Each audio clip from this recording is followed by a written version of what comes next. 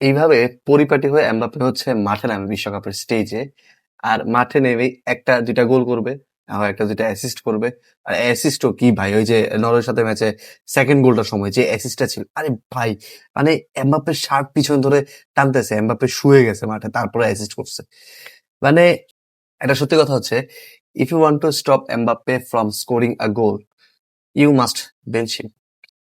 এটা ছাড়া এটা ছাড়া এই বিশ্বকাপ এটলিস্ট এখন পর্যন্ত এমবাপ্পে যা দেখাচ্ছে মাঠের মধ্যে, গোল বলেন, অ্যাসিস্ট বলেন, ইনসেন লেভেলের পারফরমেন্স। মাত্র রাউন্ড অফ 32 গেল রে ভাই, রাউন্ড অফ 16 বাকি আছে, কোয়ার্টার ফাইনাল বাকি, সেমিফাইনাল, ফাইনালেও চলে যাবে। আমি একটা প্রেডিকশন দিই, একটা সহজ সাপটা প্রেডিকশন দিই, সেটা হচ্ছে ফ্রান্স এবার ওয়ার্ল্ড কাপের ফাইনাল খেলতেছে। অন্য কোনো দল খেলুক আর না খেলুক, ফ্রান্স এবারের ওয়ার্ল্ড কাপের ফাইনাল খেলতেছে। লিখে রাখেন, সাদা কাগজ নেন, কলম নেন, লিখেন। গতকালকের ম্যাচটা দেখেন আপনি, ফ্রান্স ভার্সেস সুইডেন। খুব একটা এক্সপেকটেশন ছিল না যে সুইডেন অনেক বেশি ভালো করবে, বাট ফ্রান্স যে এত ডমিনেট করবে এটা হয়তোবা অনেকে আশা করে নাই। বাট দ্য থিং ইজ, আমি বলবো যে সুইডেনের ভাগ্য ভালো ছিল গতকালকে। ফ্রান্স টোটাল শট ছিল গতকালকে 12টা, বিগ চান্স ছিল 7টা। ওই 7টা বিগ চান্স থেকে ফ্রান্স 5টা বিগ চান্স মিস করছে, যেখানে ওলিসে ছিল, ডেম্বেলে ছিল, বারকোলা ছিল, ইভেন ইয়াও মনে হয়েছিল, কি বলে, উপমেকানও মনে হয় 2-একটা চান্স মিস করছে। তো বিগ চান্স যদি মিস না করতো, 7টার মধ্যে 5টা যদি মিস না করতো, স্কোর লাইন কোথায় যেত একবার চিন্তা করেন। আউটসে ফ্রান্স ওয়েল ডিজার্ভিং হিসেবেই এবার ফাইনাল খেলার যোগ্যতা রাখে। দেখেন না ফ্রান্সের ব্র্যাকেটে কারা কারা আছে। আপনি সবচেয়ে শক্তিশালী দল যদি চিন্তা করেন ফ্রান্সকে একটা সাইডে রেখে এই ব্র্যাকেটে, তাহলে আছে পর্তুগাল, স্পেন। এছাড়া কি আছে? ফ্রান্স হয়তো কোয়ার্টার ফাইনালে মরক্কোর সাথে খেলতে পারে। সো আপনার আপনার কি রিয়েলি মনে হয় যে মরক্কো আইনো ভালো খেলতেছে বাট আটকাতে পারে ফ্রান্সকে? রাইট নাও আমি এটা মানতে পারতেছি না। প্লাস আপনি স্পেন আর পর্তুগাল থেকে যে কোনো একজন অবশ্যই যাচ্ছে ফ্রান্সের সাথে খেলতে সেমিফাইনালে।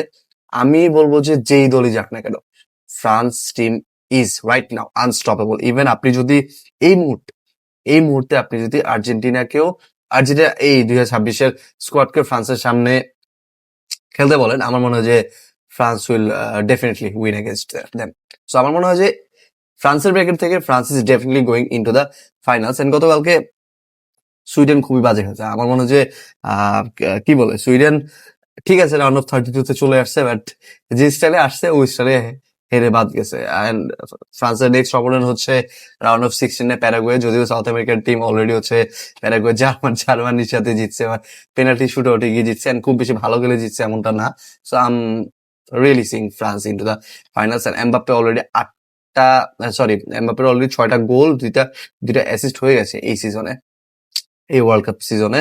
And 18 goal, total 18 goal, world কাপের ইতিহাসে second highest goal scorer. And আমার মনে হয় যে ওয়ার্ল্ড কাপ এমবাপ্পে আরো 2বার তো খেলবেই, so Mbappe will be on the top. Messi যদিও এই মুহূর্তে 19টা গোল নিয়ে সবার উপরে আছে, ইভেন এমবাপ্পে আর মেসির গোল এই মুহূর্তে সমান। আমার মনে হয় যে মেসি হয়তো নেক্সট ম্যাচ কেপ ভার্দের সাথে ম্যাচের পরে হয়তো আবার টপে চলে যাবে। বাট এমবাপ্পে যেভাবে খেলতেছে, ড্যাম ড্যাম ম্যান।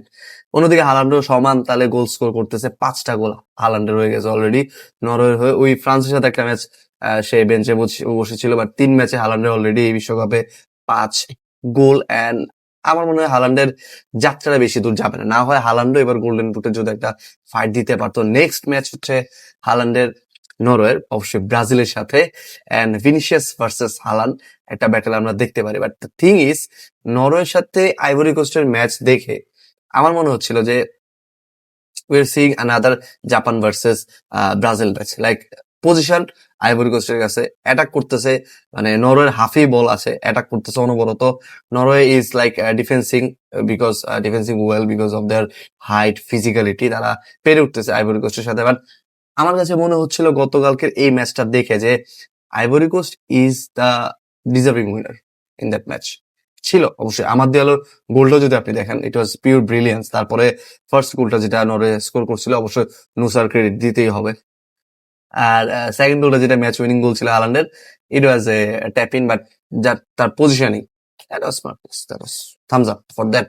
বাট আমার মনে হচ্ছে আইভরি কোস্ট ভালো হচ্ছে গতকালকের ম্যাচে। আনফরচুনেটলি থাকে না যে আপনার ক্লাসের মধ্যে কিছু ছাত্র থাকে যে তারা সারা বছর পড়াশোনা করে না, বাট পরীক্ষা সময় টুকটাক পড়াশোনা করে পাশ করে ফেলে অথবা একটা ভালো রেজাল্ট করে ফেলে। আবার কিছু স্টুডেন্ট থাকে যারা হচ্ছে সারা বছর অনেক কষ্ট করে অনেক বেশি ভালো রেজাল্ট করার আশা সবারই থাকে তাদের থেকে, বাট আনফরচুনেটলি তারা কোনো না কোনো কারণে ওই রেজাল্টটা আশানুরূপ রেজাল্টটা করতে পারে না। তো আমার কাছে আইভরি কোস্টের ব্যাপারটা হচ্ছে সেরকমই লাগছে গতকালকে। অ্যান্ড আরেকটা অবভিয়াস উইন ছিল আজকে Mexico versus Ecuador. Host nation গুলো কিন্তু এই ওয়ার্ল্ড কাপে এখনো পর্যন্ত ভালো খেলতেছে। ইউএস এর ম্যাচ তো বাকি আছে, ইউএসএ আশা করি জিতে যাবে ওই ম্যাচটাও। মেক্সিকো জিতলো, কানাডাও জিতলো, অ্যান্ড ইকুয়েডর এই রেড কার্ডটা শুরুতে খাওয়ার কারণে হয়তো বা তাদের আসলে ওই মোরালটা ডাউন হয়ে গেছে। বাট আমি ভাবছিলাম আরেকটু ইয়া হবে ম্যাচটা। যাই হোক, মেক্সিকো জিতে গেছে, ডিজার্ভিং উইনার হিসেবে জিতছে মেক্সিকো। বাট ওয়ার্ল্ড কাপটা জমে উঠছে কিন্তু ভাই, ওয়ার্ল্ড কাপ সিরিয়াসলি জমে উঠছে। গোল্ডেন বুটের রেসটাতে আমি এখনো পর্যন্ত যে মেসি, এমবাপ্পে, হালান্ডের নাম দেখতেছি, এটা আমার কাছে অনেক বেশি অবাক লাগতেছে। যেখানে ইয়াং প্লেয়াররা এই 2026 সালে এসে থাকার কথা গোল্ডেন বুটের রেসে, সেখানে Messi still in there. So এই মেসি বন্দনা না হয় একটা ভিডিওতে করবো, but I am really hopeful যে ফ্রান্স, এই এমবাপ্পের ফ্রান্স হচ্ছে, এমবাপ্পে নিজেই ফ্রান্সকে হচ্ছে ফাইনাল পর্যন্ত নিয়ে যাবে এবারও। And we might see France versus Argentina final, the repeat of 2022 world cup final. আপনাদের মতামত জানিয়ে দেবেন কমেন্ট বক্সে যে ফ্রান্স এবার ফাইনালে যাবে কি না, আর ফাইনালে ফ্রান্সের প্রতিপক্ষ কে হতে পারে যদি চলে যায়। এন্ড ফলো করতে ভুলবেন না ভিডিও আসছে রেগুলার।